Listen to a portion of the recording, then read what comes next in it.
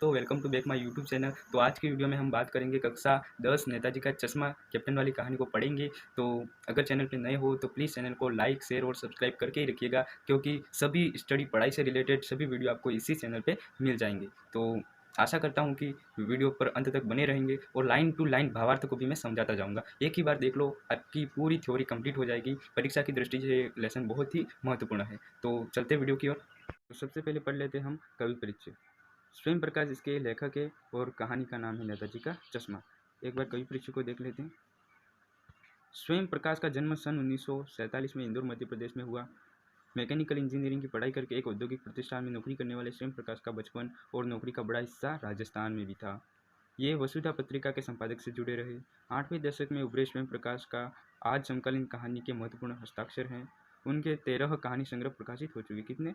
13 कहानी संग्रह, जिसमें सूरज कब निकलेगा, आएंगे अच्छे दिन भी, आदमी जात का आदमी और संधान उल्लेखनीय हैं।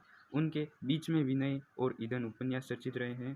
पहले पहल सम्मान, बनमाली पुरस्कार, राजस्थान साहित्य अकादमी पुरस्कार आदि पुरस्कारों से उनको पुरस्कृत भी किया जा चुका है। उनका निधन हुआ सन 2019 में।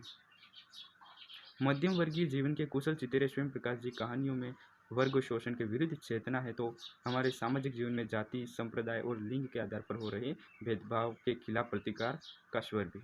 रोचक किस्सा गोई शैली में लिखी गई उनकी कहानियाँ हिंदी की वांशिक परंपरा को समृद्ध करती है। ये कवि परिचय था।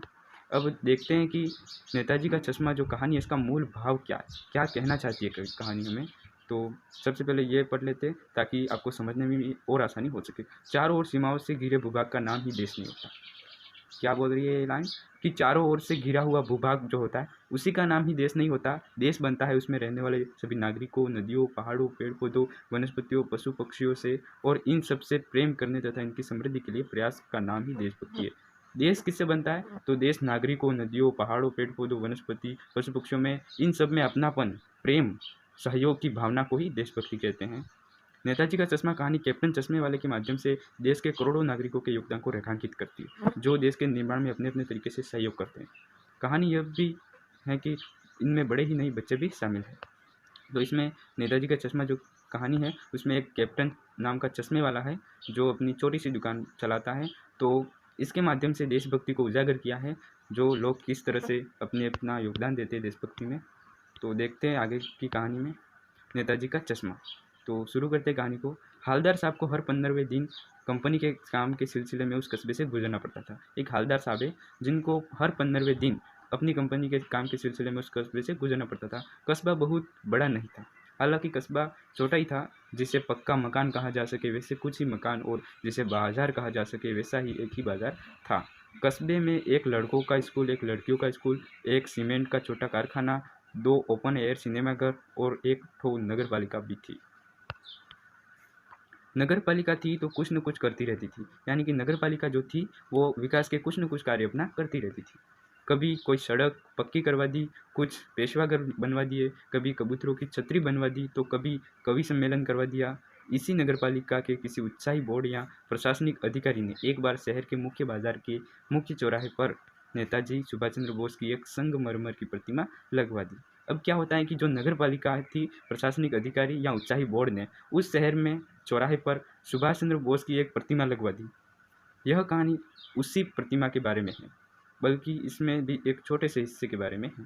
तो उस प्रतिमा के बारे में ही इस कहानी में हमें बताया गया है। पूरी बात तो अब पता नहीं, लेकिन लगता है कि देश के अच्छे मूर्तिकारों की जानकारी नहीं होने और अच्छी मूर्ति के लागत अनुमान और उपलब्ध बजट से कहीं बहुत ज़्यादा के कारण काफ़ी समय ऊहापोह और चिट्ठी पत्री में बर्बाद हुआ होगा, और बोर्ड की शासन अवधि समाप्त होने की घड़ियों में किसी स्थानीय कलाकार को ही अवसर देने का निर्णय किया गया होगा, और अंत में कस्बे के एक लौते हाई स्कूल के एक लौते ड्राइंग मास्टर, मान लीजिए मोतीलाल जी को ही यह काम सौंप दिया होगा, जो महीने भर में मूर्ति बनाकर पटक देने का विश्वास दिला रहे हैं। अब मूर्ति का काम तो हो गया है, जैसा कि कहा जा चुका है। मूर्ति संगमरमर की थी। मूर्ति किसकी थी? तो संगमरमर की। टोपी की नाक से कोट के दूसरे बटन तक कोई 2 फुट ऊंची, जिसे कहते हैं बस्ट, और सुंदर थी। मूर्ति कैसी थी? बहुत सुंदर थी। चौराहे पर थी। नेताजी सुंदर लग रहे थे। कुछ कुछ मालूम और कमसीन फौजी वर्दी में मूर्ति को देखते ही दिल्ली चलो और तुम खून मुझे खून दो वगैरह याद आने लगते थे। अब ये इनके नारे तुम मुझे खून दो और दिल्ली चलो, तो उनकी प्रतिमा को देखकर लोगों को पुराने उनके नारे तुम मुझे खून दो उनकी याद आने लगती थी। इस दृष्टि से यह सफल और सराहनीय प्रयास था। केवल एक चीज़ की कसर थी जो देखते ही खटकती थी। अब उस मूर्ति में एक चीज़ की कमी थी। वो क्या थी, आगे देखते हैं। नेताजी की आंखों पर चश्मा नहीं था। क्या कमी थी कि नेताजी की आंखों पर चश्मा नहीं था। नेताजी की मूर्ति बहुत सुंदर थी, संगमरमर की थी और वर्दी में अच्छे भी लग रहे थे, पर उनकी आंखों पर चश्मा नहीं था। ये बहुत बड़ी कमी थी। यानी चश्मा तो था लेकिन संगमरमर का नहीं। क्या है, चश्मा तो था उनकी आंखों पर लेकिन संगमरमर का नहीं था, मतलब उसकी मूर्ति के अनुकूल वो चश्मा नहीं था। एक सामान्य और सचमुच के चश्मे का चौड़ा काला फ्रेम मूर्ति को पहना दिया गया था। चश्मा जो था वो संगमरमर का नहीं था, चौड़ा काला फ्रेम मूर्ति को पहना दिया गया था जो कि अलग से था। हवलदार साहब जब पहली बार इस कस्बे में गुजरे और चौराहे पर पान खाने रुके, तब उन्होंने इसे लक्षित किया और उनके चेहरे पर एक कौतुक भरी मुस्कान फैल गई। वाह भाई, यह आइडिया ठीक है, मूर्ति पत्थर की लेकिन चश्मा रियल। यानी कि जो हवलदार साहब है वो कस्बे से गुजर रहे थे और पान खाने के लिए दुकान पर रुके, तो उन्होंने मूर्ति को देखा और उनको बहुत आश्चर्य हुआ और मुस्कान फैल गई और अपने मन ही मन बोल रहे कि वाह भाई, क्या आइडिया ठीक है कि मूर्ति तो वो पत्थर की है लेकिन चश्मा रियल है। जीप कस्बा छोड़कर आगे बढ़ गई, तब भी हवलदार साहब इस मूर्ति के बारे में ही सोचते रहे और अंत में इस निष्कर्ष पर पहुंचे कि कुल मिलाकर कस्बे के नागरिकों का यह प्रयास सराहनीय ही कहा जाना चाहिए। यानी कि कस्बा जो था, जीप उनकी आगे बढ़ गई थी लेकिन हवलदार साहब उस मूर्ति की तरफ ही देख रहे थे क्योंकि वो उस चश्मे से प्रभावित हुए थे। महत्वपूर्ण मूर्ति के रंग रूप या कद का नहीं, उस भावना का है, वरना तो देशभक्ति की आजकल मजाक की चीज़ होती है। दूसरी बार जब हवलदार साहब उधर से गुजरे तो उन्हें मूर्ति में कुछ अंतर दिखाई दिया। अब दूसरी बार क्या होता है कि जो हवलदार साहब उस कस्बे से गुजर रहे तो मूर्ति में कुछ उनको अंतर दिख गया, जिससे वो आश्चर्य में पड़ गए। उन्होंने ध्यान से देखा तो पाया कि चश्मा दूसरा है। क्या आश्चर्य की बात क्या थी कि उस मूर्ति पे चश्मा दूसरा था। पहले मोटे फ्रेम वाला चौकर चश्मा था, तो अब तार के फ्रेम वाले गोल चश्मा था। पहले था फ्रेम वाला चौकोर चश्मा, अब दूसरी बार कौन सा है, फ्रेम वाला गोल चश्मा। हवलदार साहब का कौतुक और बढ़ गया। अब हवलदार साहब और आश्चर्य में पड़ गए। हाँ भाई, क्या आइडिया है, मूर्ति कपड़े कपड़े नहीं बदल सकती लेकिन चश्मा तो बदल सकती है। अब हवलदार साहब को क्या आश्चर्य होता है कि मूर्ति कपड़े तो नहीं बदल रही है पर चश्मा टाइम टू टाइम बदल रही है। अब जब तीसरी बार फिर नया चश्मा दिखा उनको, हवलदार साहब की आदत पड़ गई हर बार कस्बे से गुजरते समय चौराहे पर रुकना, पान खाना और मूर्ति को ध्यान से देखना। अब हवलदार साहब उनको आदत लग गई थी कि हर बार जो कस्बे में गुजरते तो वो चौराहे पर रुककर उस मूर्ति को ज़रूर निहारते थे, क्योंकि उनको हर बार नया चश्मा कुछ न कुछ अंतर दिखता था, इसलिए हर बार की तरह उन मूर्ति को देखते थे। हर बार जब कौतूहल दूरमनी हो उठा तो पान वाले से पूछ लिया, क्यों भाई क्या बात है, यह तुम्हारे नेताजी का चश्मा हर बार बदल कैसे जाता है। जब उनका कौतूहल और बढ़ गया, जब वो आश्चर्य में पड़ गए, तो उन्होंने एक दिन अपने दुकान, जो उनकी दुकान जब रुकते थे वहाँ पे, उस पान वाले से पूछ लिया कि क्यों भाई हर बार ये आपके नेताजी का चश्मा क्यों बदल जाता है। अब पान वाले ने खुद के मुंह में पान ठूसा हुआ था। पान वाला खुद पान खा रहा था। वह एक काला, मोटा और खुज मिजाज आदमी था। हवलदार साहब का प्रश्न सुनकर वह आंखों ही आंखों में हंसा। वो मुस्कुराने लगा। दुकान वाला उसकी तोड़ थिरकी। पीछे घूमकर उसने दुकान के नीचे पान थूका और अपनी लाल काली बत्ती से दिखाकर बोला, कैप्टन चश्मे वाला करता है। अब उसने क्या उत्तर दिया, कैप्टन चश्मे वाला करता है, क्योंकि हवलदार साहब को तो पता थोड़ी था। अब क्या करता है, हवलदार साहब कुछ समझ नहीं पाए।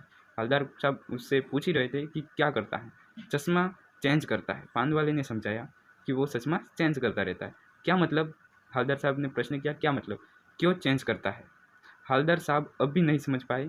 कोई ग्राहक आ गया समझो, उसको चौड़े चौखट चाहिए, तो कैप्टन किधर से लाएगा, तो उनको मूर्ति वाला दे दिया, उधर दूसरा बिठा दिया। अब जो दुकान वाला है, पान वाला, वो हवलदार साहब को समझा रहा है कि जो कैप्टन चश्मे वाला है उसकी छोटी सी दुकान है, अगर उसको चौकोर चश्मा चाहिए तो वो किधर से लाएगा, और मूर्ति वाला ही उसको दे देता है और मूर्ति पे दूसरा पहना देता है। इस तरह से वो चेंज करता रहता है। कौन, कैप्टन चश्मे वाला। अब हवलदार साहब को बात कुछ समझ में आई। अब हवलदार साहब पूरी तरह से बात को समझ नहीं पाए, एक चश्मे वाला है जिसका नाम कैप्टन है। उसे नेताजी की बगैर चश्मे वाली मूर्ति बुरी लगती है, बल्कि आहत करती है, मानो चश्मे के बगैर नेताजी को असुविधा हो रही हो। इसलिए वह अपनी छोटी सी दुकान से में उपलब्ध गिने चुने फ्रेमों में से एक नेताजी की मूर्ति पर फिट कर देता है। लेकिन जब कोई ग्राहक आता है और उसे वैसे ही फ्रेम की दरकार होती है जैसा मूर्ति पर लगा है, तो कैप्टन चश्मे वाला मूर्ति पर लगा फ्रेम संभवतः नेताजी से क्षमा मांगते हुए लाकर ग्राहक को देता है और बाद में नेताजी को दूसरा फ्रेम लौटा देता है। अब क्या होता है कि कैप्टन की एक छोटी सी दुकान है, तो किसी मानो कोई ग्राहक आ गया तो उसको वैसा ही चश्मा चाहिए जैसा कि नेताजी की मूर्ति पर है, तो वो किधर से लाएगा? जो नेताजी की आंखों पे जो चश्मा है वही वो ग्राहक को क्षमा मांगते हुए देता है, फिर नेताजी की मूर्ति पर दूसरा फिट कर देता है। वाह भाई, खूब आइडिया है। लेकिन भाई एक बात अभी भी समझ में नहीं आई। हवलदार साहब ने पान वाले से फिर पूछा, नेताजी का ओरिजिनल चश्मा कहाँ गया? अब हवलदार साहब कौतूहल से पूछते हैं पान वाले से कि नेताजी का ओरिजिनल चश्मा कहाँ गया, संगमरमर वाला चश्मा कहाँ गया? पान वाला दूसरा पान मुंह में ठूस चुका था। दोपहर का समय था, दुकान पर भीड़ भाड़ अधिक नहीं थी। वह फिर आंखों ही आंखों में हंसा। उसकी तो थिरकी कत्थे की डंडी फीके पीछे मुड़कर उसने नीचे पीक थूकी और मुस्कुराता हुआ बोला, मास्टर बनाना भूल गया। अब कौतूहल से जब हवलदार साहब ने पूछा कि रियल चश्मा कहाँ है उनका, तो पान वाले ने क्या जवाब दिया कि मास्टर बनाना भूल गया है, इसलिए वो कैप्टन को बुरा लगता है तो चश्मा बार बार चेंज करता रहता है। पान वाले के लिए यह एक मज़ेदार बात थी, लेकिन हवलदार साहब के लिए चकित और द्रवित करने वाली बात थी। यानी वह ठीक ही सोच रहे थे। मूर्ति के नीचे लिखा मूर्तिकार मास्टर मोतीलाल वाकई कस्बे का अध्यापक था।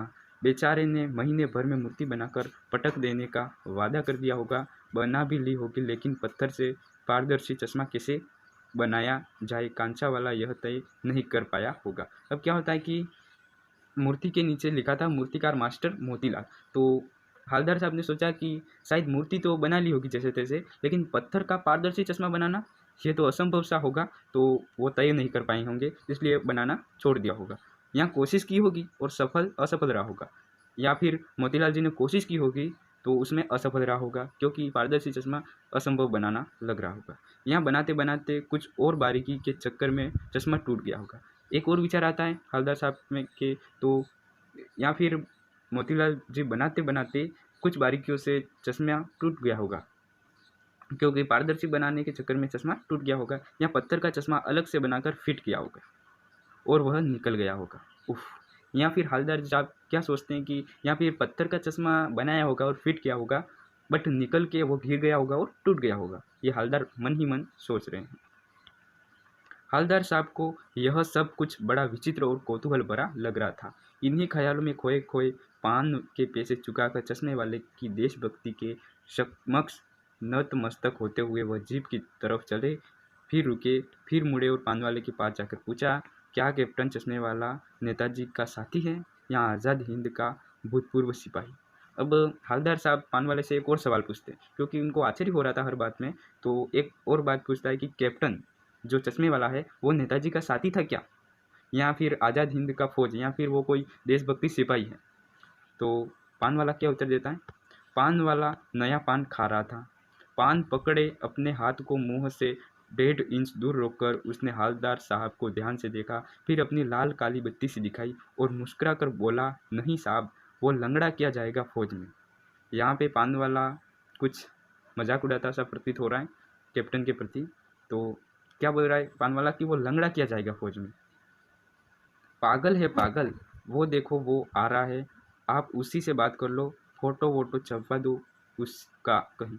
यानी कि यहाँ पान वाला कैप्टन के कुछ मजाक हंसी मजाक उड़ा रहा है और बोल रहा है कि वो पागल क्या फौज में जाएगा, वो लंगड़ा क्या फौज में जाएगा, वो आ रहा है, देख लो, आप उसी से बात कर लो और उसकी फ़ोटो वोटो छपवा लो। किससे बोल रहा है पान वाला? तो हवलदार साहब से। अब हवलदार साहब को पान वाले द्वारा एक देशभक्त का इस तरह मजाक उड़ाया अच्छा नहीं लगा, क्योंकि एक देशभक्त था वो, तो कैप्टन चश्मा बदलता रहता था, नेताजी का बहुत सम्मान करता था, वो ऐसे देशभक्त के बारे में कोई मजाक उड़ाए तो हवलदार साहब को अच्छा नहीं लग रहा था। तो मुड़कर देखा तो अवाक रह गए। एक बेहद बूढ़ा मरियल सा लंगड़ा आदमी, सिर पर गांधी टोपी और आंखों पर काला चश्मा लगाए, एक हाथ में एक छोटी सी संदूकची और दूसरे हाथ में एक बांस पर टंगे बहुत से चश्मे लिए अभी अभी इस गली से निकला था और अब एक बंद दुकान के सहारे अपना बांस टिका रहा था। तो इस बेचारे की दुकान को नहीं फेरी लगाता है। हवलदार साहब चक्कर में पड़ गए। अब क्या होता है कि इसी बीच वो कैप्टन चश्मा वाला जो है अपनी एक संदूक सी लेकर बांस की टंगे चश्मे लेकर गलियों से निकल रहा होता है और हवलदार साहब तब चक्कर में पड़ गए। पूछना चाहते थे इसे कैप्टन क्यों कहते हैं। उनका प्रश्न था मन ही मन कि इसे कैप्टन क्यों कहते हैं, क्या यही इसका वास्तविक नाम है। हवलदार साहब को लग रहा था कि शायद यह इसका वास्तविक नाम होगा, लेकिन पान वाले ने साफ बता दिया था कि अब वह इस बारे में और बात करने को तैयार नहीं। लेकिन जैसे ही प्रश्न वो पूछने वाले थे, कैप्टन जो पान वाला था उसने साफ मना बोल दिया कि बस इससे आगे मैं किसी भी सवाल का आपका उत्तर नहीं दूंगा। इसलिए ड्राइवर भी बेचैन हो रहा था, काम भी था। साहब जीप में बैठकर चले गए। फिर जो हवलदार साहब थे वो अपनी जीप में बैठकर निकल गए। 2 साल तक हवलदार साहब अपने काम के सिलसिले में उस कस्बे से गुजरते रहे और नेताजी की मूर्ति में बदलते हुए चश्मे को देखते रहे। अब 2 वर्षों तक उनका कस्बा में आने जाने रहा और वो नेताजी की मूर्ति को निहारते रहे और उसमें बदलते चश्मे को भी देखते रहे। कभी गोल चश्मा होता तो कभी चौकोर, कभी लाल, कभी काला, कभी धूप का चश्मा, कभी बड़ी कांचों वाला गोंगो चश्मा, पर कोई न कोई चश्मा होता ज़रूर। उस धूलभरी यात्रा में हवलदार साहब को कौतूहल और प्रफुल्लता के कुछ क्षण देने के लिए यहाँ कह रहे कि कुछ न कुछ चश्मा उनकी आंखों में ज़रूर होता। कभी चश्मा नहीं होता ऐसा हो ही नहीं सकता था, क्योंकि कैप्टन जिंदा था तब तो वो लगाता रहता था, हर रोज़ कोई न कोई चश्मा उसमें परिवर्तन होता ही रहता था। पर हवलदार साहब ने चश्मा ज़रूर देखा, क्योंकि चश्मा लगाता था कैप्टन। फिर एक बार ऐसा हुआ कि मूर्ति के चेहरे पर कोई भी कैसा भी चश्मा नहीं था। फिर एक दिन क्या होता है कि जो नेताजी की मूर्ति थी उसकी प्रतिमा पर कोई भी चश्मा नहीं था। तब उनको आश्चर्य हुआ। उस दिन पान की दुकान भी बंद थी। उसी दिन पान की दुकान क्या थी, बंद थी। चौराहे की अधिकांश दुकानें बंद थी उस दिन। अगली बार भी मूर्ति की आंखों पर चश्मा नहीं था। जब अगली बार उस कस्बे से गुजरे हवलदार साहब, तब भी उनकी आंखों पर चश्मा नहीं था। किसकी? नेताजी की आंखों पर। हवलदार साहब ने पान खाया और धीरे से पान वाले से पूछा, क्यों भाई, क्या बात है, आज तुम्हारे नेताजी की आंखों पर चश्मा नहीं है। और एक दिन पान की दुकान खुली थी तो हवलदार साहब ने पान खाने वाले से पान जो बना के दे रहा था और खाते खाते पूछा कि क्यों भाई, आज तो तुम्हारी नेताजी की आंखों पर चश्मा ही नहीं है, क्यों, क्या हुआ। तब पान वाला उदास हो गया। पान वाला तब उदास हो गया। उसने पीछे मुड़कर मुंह का पान नीचे झुका और सिर झुकाकर अपनी धोती के सिरे से आके पोंछता हुआ बोला, साहब कैप्टन मर गया। ओह। क्या हुआ कि पान वाला उदासी से बोला कि तब उसको बहुत दुख फील हो रहा था कि कैप्टन मर गया। इस बात का पान वाले को बहुत दुख हो रहा था। जब जिंदा था तब तो वो मजाक उड़ाया करता था, लेकिन आज सच में उसकी आंखों में आंसू निकल रहे हैं। साहब कैप्टन मर गया। तब उसकी आंखों में एकदम उदासी छा गई थी और कुछ नहीं पूछ पाए हवलदार साहब। हवलदार साहब अवाक रह गए, आश्चर्य में पड़ गए। कुछ पल चुपचाप खड़े रहे, फिर पान के पैसे चुकाकर जीप में बैठे और रवाना हो गए। और क्या हुआ कि पान खाकर चुपचाप पान के पैसे देके वो रवाना हो गए। बार बार सोचते क्या होगा उस कौम का जो अपने देश के खातिर घर गृहस्थी, जवानी, जिंदगी सब कुछ होम देने वाले पर भी हंसती है और अपने लिए बिकने के मौके ढूंढती है। दुखी हो गई। क्या हुआ कि हवलदार साहब को बहुत एहसास हुआ, दुख हुआ कि ऐसे देशभक्त के साथ ऐसा होना बहुत दुख की बात है। दुख हो गए, दुखी हो गए। वो 15 दिन बाद फिर उसी कस्बे से गुजरे। हवलदार साहब 15 दिनों के बाद उसी कस्बे से गुजरे। कस्बे में घुसने से पहले ही ख्याल आया कि कस्बे की हृदय स्थली में सुभाष की प्रतिमा अवश्य प्रतिष्ठित होगी, लेकिन सुभाष की आंखों पर चश्मा नहीं होगा, क्योंकि मास्टर बनाना भूल गया है और कैप्टन मर गया है। अब हवलदार साहब को हो रहा था कि उस कस्बे में प्रतिमा ज़रूर है, लेकिन चश्मा तो होगा ही नहीं, क्योंकि कैप्टन मर गया और चश्मे वाला जो मास्टर है वो बनाना भूल गया और कैप्टन मर गया है, तो चश्मा कौन लगाएगा। तो फिर सोचा आज वहाँ रुकेंगे नहीं, पान भी नहीं खाएंगे। या फिर हवलदार साहब ने सोचा कि अगर हम मूर्ति को देखेंगे और उस पर चश्मा नहीं होगा तो बहुत सैड फील होगा, इसलिए हम आज क्या करेंगे कि पान दुकान पे भी नहीं रुकेंगे और वहाँ पान भी नहीं खाएंगे और सीधे निकल जाएंगे। मूर्ति की तरफ देखेंगे भी नहीं, सीधे निकल जाएंगे। ड्राइवर ने कह दिया, चौराहे पर रुकना नहीं, आज बहुत काम है, पान आगे कहीं खा लेंगे। अब हवलदार साहब ने ड्राइवर को कह दिया कि अब पान वान तो खाना है नहीं, काम भी बहुत है, तो निकल जाएंगे। क्योंकि वास्तव में बात क्या थी कि चश्मा नहीं था। चश्मा, बिना चश्मे की इस प्रतिभा को देखना हवलदार साहब को सैड फील हो रहा था, अच्छा नहीं लग रहा था। इसलिए उसने कह दिया कि अब गाड़ी को रोकना मत और सीधे निकल जाएंगे, पान कहीं आगे खा लेंगे।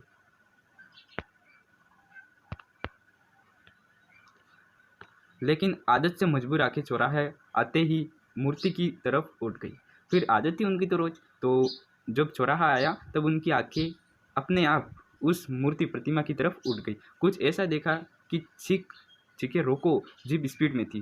ड्राइवर ने जोर से ब्रेक मारे। अब क्या हुआ कि अचानक हवलदार साहब चीखे, रोको, जीप को रोको। जीप स्पीड में थी, ड्राइवर ने जोर से ब्रेक मारे और जीप को रोका।